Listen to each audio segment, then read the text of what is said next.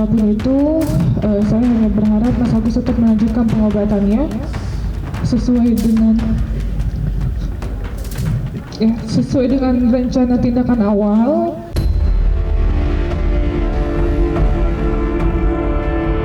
Kita nggak main-main ya, kita serius, kita nggak peduli karena petisi itu dibuat di belakang gitu.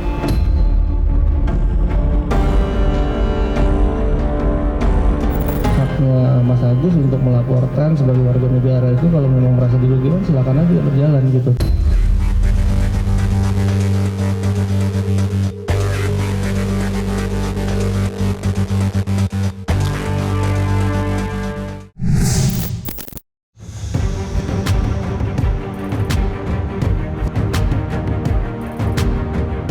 Polemik panas terkait uang donasi sebesar 1,5 miliar rupiah yang melibatkan Agus Salim, seorang korban penyiraman air keras dan konten kreator sekaligus aktivis kemanusiaan, Pratiwi Novianti, kini telah memasuki babak yang baru.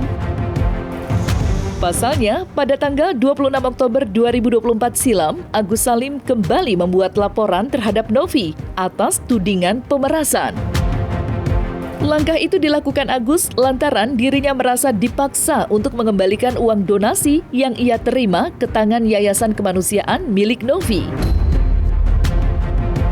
Menyaksikan aksi Agus Salim yang lagi-lagi melaporkannya ke pihak berwajib, Pratiwi Novianti pun mengambil langkah tegas. Ya, pada hari Senin 28 Oktober 2024 kemarin, Novi yang telah menggandeng pengacara akhirnya buka suara dan membuka semua yang sebenarnya terjadi. Mulai dari awal mula pertemuannya dengan Agus Salim hingga menanggapi semua tudingan miring yang menodai nama baiknya. Dengan nafas sesak menahan air mata, Novi menanggapi pula 2 laporan yang telah dibuat oleh Agus Salim.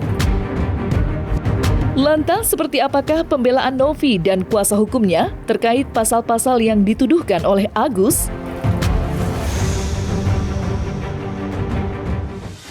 Kalau aku pribadi sih, dengan proses ini berjalan, kita ikuti aja sebagai warga negara Indonesia yang baik. Apapun itu, saya hanya berharap Mas Agus tetap melanjutkan pengobatannya sesuai dengan rencana tindakan awal. Mau saya dilaporkan pasal apapun, saya terima dan saya jalani. Sekali lagi mohon maaf, bukan saya menantang, tapi saya di sini hanya bisa menerima semuanya gitu. Tapi sekali lagi semoga Mas Agus mungkin melihat dan mendengar. Nantinya Mas Agus bisa menghubungi kami kapanpun itu untuk pengobatan yang harusnya dijalani. Itu aja. Haknya Mas Agus untuk melaporkan sebagai warga negara itu kalau memang merasa dirugikan silakan aja berjalan gitu. Tapi untuk pengobatan tolong juga ya Mas Agus tolong diperhatikan, jadi kuasa hukum agar tidak melebar dari kuasanya gitu ya. Kuasanya itu kan hanya untuk proses hukum, bukan mengintervensi proses pengobatan lah menurut kita gitu. Jadi tolong dipisahkan, tolong diperhatikan kepentingan terbaik Mas Agus untuk sembuh. Hari ini kan resmi ya, pertama laporan pencemaran baik, hari ini laporan 369-nya kita laporin ya. Jadi kita nggak main-main ya, kita serius, kita nggak peduli karena petisi itu dibuat di belakang gitu. Pasal 369 ya terkait pemerasan dan ancaman itu maksimal bisa 4 tahun penjara. Jadi apapun yang dituduhkan itu kan berlaku asas siapa yang menuduh dia yang harus membuktikan ya Om ya. Jadi kalau pihak Tenovi siap untuk memberikan klarifikasi aja, kita siap gitu kan, karena semua bukti-bukti, petunjuk-petunjuk itu cukup terang dan jelas gitu ya. Jadi hanya kekecewaan aja yang mungkin cukup besar gitu ya dari Tenovi itu sih. Pastinya sudah lengkap ya bukti-bukti itu, dan kita tidak membiasakan bukti itu kita publikasikan di media ya. Bukti itu nanti kita buktikan pada saat penyelidikan ya. Yang pasti kita sudah lebih dari 2 alat bukti kita miliki. Terkait dengan proses hukum yang terjadi sebagai warga negara yang baik, pastinya Tenovi akan siap hadir apabila terdapat undangan baik itu sifatnya klarifikasi ataupun panggilan terkait dengan upaya hukum yang dilakukan oleh Mas Agus. Yang jelas di sini saya mau sampaikan, yang saya lakukan adalah menjaga amanah dari para donatur. Yang kedua di sini yang saya lakukan untuk kebaikan Mas Agus, ya. Itu uang nggak sih kemana-manain. Ini semua uang untuk berobat Mas Agus. Saya tidak pakai uangnya. Saya di sini mengamankan amanah dari para donatur, itu aja. Karena pertanggungjawaban saya bukan cuma dunia tapi akhirat juga.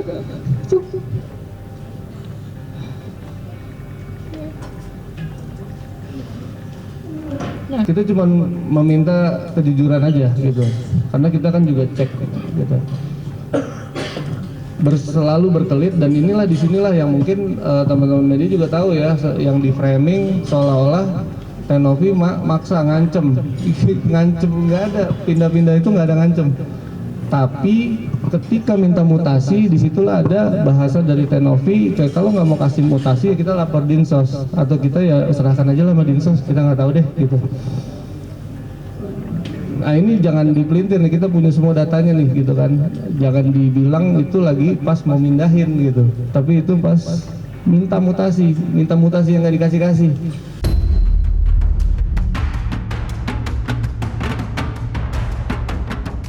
Pihak Pratiwi Novianti nampaknya tidak main-main dalam menanggapi problematika hukum yang datang melanda. Apalagi dalam konferensi persnya kemarin, pihak kuasa hukum Novi tak segan menguak bukti-bukti untuk menguatkan setiap patah kata yang mereka ucapkan. Hebatnya, kebenaran yang berada di genggaman tangan pihak Novi lantas mengundang dukungan besar dari sederet praktisi hukum yang selanjutnya akan ikut andil dalam mengawal kisruh donasi antara Agus Salim dan Novi. Wajah-wajah yang ramai dikenal publik seperti advokat senior Nyoman Ray dan Herwanto Nurmansyah pun termasuk di dalamnya. Di sini sudah hadir rekan-rekan advokat senior ya, yang memberikan support, pendapat, dukungan kepada Tenovi di berbagai macam platform media sosial.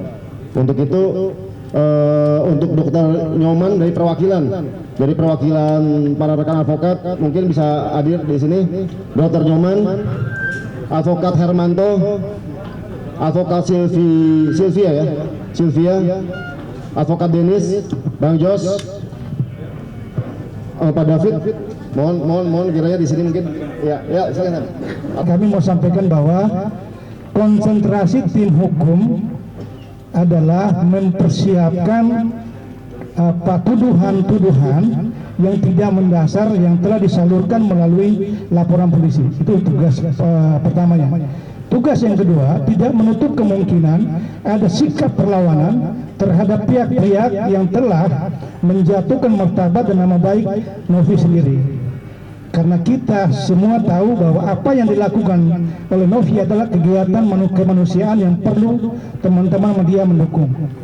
Dan yang terakhir, bentuk perlawanan seperti apa nanti kita akan lihat sesi berikutnya. Demikian. Ada pesan buat Bang Farod Abbas, Bang? Ya, saya tidak perlu menyinggung persoalan rekan-rekan sebelah, tapi kami menyatakan bahwa ada sikap perlawanan yang kami akan lakukan juga terhadap para advokat yang kami duga telah melanggarkan kode etik profesi dalam menjalankan profesinya dalam ruang publik, yang mengabaikan asas praduga tidak bersalah dan lebih cenderung menyerang pribadi personal Novi dalam hal ini sebagai aktivis sosial, aktivis kemanusiaan. Hadirnya dukungan besar itu tentunya membuat publik semakin bertanya-tanya tentang bagaimanakah akhir dari kisruh donasi antara Novi dan Agus. Lantas, apa yang membuat Herwanto Nurmansyah merasa terpanggil untuk ikut mengawal kasus ini? Serta bagaimanakah pandangannya terkait meruncingnya kisruh antara Agus dan Novi?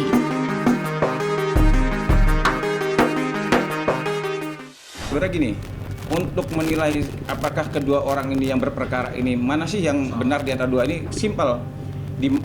kita lihat aja di antara dua orang ini mana yang melakukan kesalahan. Nah, apa kesalahan? Dua kesalahan adalah perbuatan yang menyimpang dari kebenaran. Betul. Nah, artinya kita bisa sama-sama melihat nih, ya, apakah Nopi ini melakukan penyimpangan terhadap penggunaan uang, ataukah Agus yang melakukan penyimpangan. Ya. Nah, bahkan saya kurang setuju kalau ada orang pendapat itu suruh dinas bekukan. Apa masalahnya urusannya dibekukan? Sepanjang yayasan, ya dalam hal ini Nopi melakukan kegiatan yang tidak menyimpang, tidak ada dinas berani mau bekukan itu. Kecuali kalau yayasan itu menyimpang. Yang menyimpang ini Agus. Tuh. Nah, artinya kalau seandainya uang ini dikuasai oleh Nopi sudah sangat tepat. Saya memang berbeda pandangan nih sama Bang Hotman Paris. Kalau Bang Hotman Paris mengatakan bahwa ini sudah milik Agus. Nah, kalau saya tidak setuju kalau dikatakan bahwa uang ini 100% milik Agus. Kenapa? Karena ada persyaratan yang melekat terhadap penggunaan uang itu. Apa persyaratan yang melekatnya? Artinya harus digunakan untuk penyembuhan. Nah, bagaimana kalau digunakan di luar daripada penyembuhan? Ini penyalahgunaan.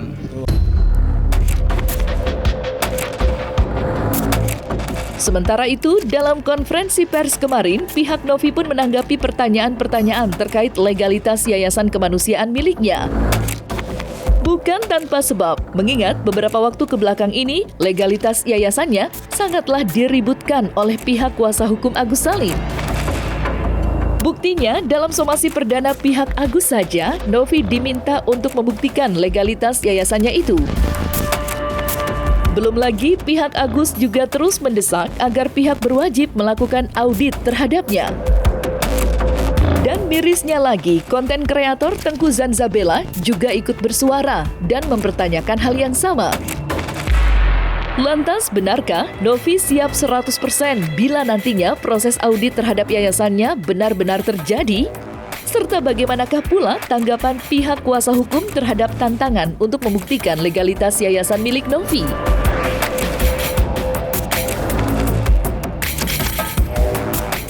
Kalau itu gampang banget, nanti kita nggak bisa tunjukin dokumen pribadi memang gitu kan, tapi teman-teman mungkin bisa dicek ya nama yayasannya apa gitu kan, terdaftar nggak di Kemenkumham kan, itu gampang gitu, itu bisa dicek kok gitu. Itu bukan isu sih. Yang kami patut duga dari selama Nopi membuat suatu donasi ini yang paling besar. Dan kami patut menduga ini keinginan, karena yang bisa ngambil uang itu cuma Nopi, bukan rekening bersama. Yang bisa mengambil alih uang itu adalah Nopi, ya, bukan orang lain. Saya mempertanyakan siapa pembinanya, siapa anggota kongresnya, siapa pengawasnya. Coba tanyain. Ini yayasan ini cuma Nopi aja, ya. Dan karyawannya pun sekarang sudah berkomunikasi dengan kami. Ya. Termasuk ada orang 2 tahun bersama Nopi sambil melaporkan, "Bang, itu memang modus Nopi kayak begitu, ya. Tuh Semeru dapatnya saya sampai setengah mati tuh, ya. Hampir 150 juta saya. Setengah mati, kaki dibikin kepala dibikin kaki tuh untuk menolong Semeru. Berapa yang dikasihkan kepada yang korban Semeru? Hanya 10 juta. Saya punya barang buktinya. Itu pun mau saya proses hukum. Paham? Jangan kau berani-berani lagi sehat, lagi cantik, lagi santai menghina orang-orang seperti kayak begini, ya." Kita sudah kirim somasi ya, Bang Farhat sudah kirim somasi, dan salah satunya adalah meminta terkait legalitas ya. Kenapa saya katakan legalitas yang diragukan? Karena yayasan ini tahun 2023 pernah bermasalah ya terkait perizinan yayasan itu gitu kan. Seperti itu gitu ya. Ya patut dicek kembali, patut audit kembali ya, seperti itu ya. Kalau dia mampu menunjukkan izin dan sebagainya lewat somasi yang kita berikan yang deadline-nya besok ya berarti benar adanya. Kalau enggak ya patut dipertanyakan, seperti itu. Kalau memang nggak takut ngapain suruh-suruh cabut laporan? Suruh aja si Nopi ngadapinnya. Audit yayasannya, cek uangnya, uang udah dipegang dia kok. Terus dia pakai juga entah mandat siapa untuk penggunaan operasional ODGJ yang ada di tempat dia. Kalau misalnya akan ada pengauditan, bukan saya menantang tapi saya siap. Saya menjalankan SOP yang ada, dan ini juga saya sudah siapkan mutasi rekening saya pribadi gitu. Dan kalau mau minta rekening mutasi asisten saya atau orang yang bekerja sama saya siap untuk melakukan hal tersebut gitu, sesuai dengan apa yang mereka mintakan. Coba kalian lihat itu di mana alamatnya yayasannya, ya. Ini belum kita bongkar aja, Bang, ya. Apa perlu saya bongkar di sini? Dia pemain narkoba. Apa perlu saya bongkar? Saya punya barang buktinya. Orang yang bersama-sama make dengan dia. Ya, jadi kalau terus ngotot, saya bersurat kepada BNN untuk cek tes urin itu yang namanya Nopi. Kita mau menegakkan hukum kok. Nggak usah berbicara sekarang, kita menyampaikan suatu pendapat dari keadaan yang ada. Nanti kita tes urin aja, benar nggak dia pemakai narkoba? Kalau dia tidak pakai narkoba, ya laporan yang melaporkan ke saya akan pidanakan. Ya, jangan macam-macam dengan kami. Ya, kalau mau bertabayun, jadi ngerebet ke sana kemari, ya gitu. Kalau sudah sampai sejauh ini, ya kita tinggal tunggu aja perkembangan di Polda Metro Jaya. Dan kalau ada orang lain minta audit yayasannya Novi, ini salah besar. Karena apa? Tidak ada kausalitas, tidak ada legal standing dari orang-orang pribadi untuk mengaudit yayasan daripada miliknya Novi. Karena yang namanya yayasan itu sudah berbentuk badan hukum.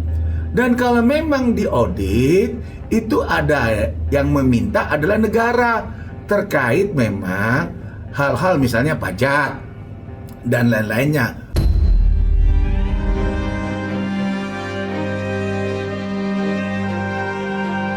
Nah, selesai sudah Cumi Lovers, saksikan terus Cumi Camp In-Depth, kabar lengkap, mendalam, dan akurat dari narasumber terpercaya. Dan jangan lupa untuk like, subscribe, dan juga share channel YouTube Cumi Cumi.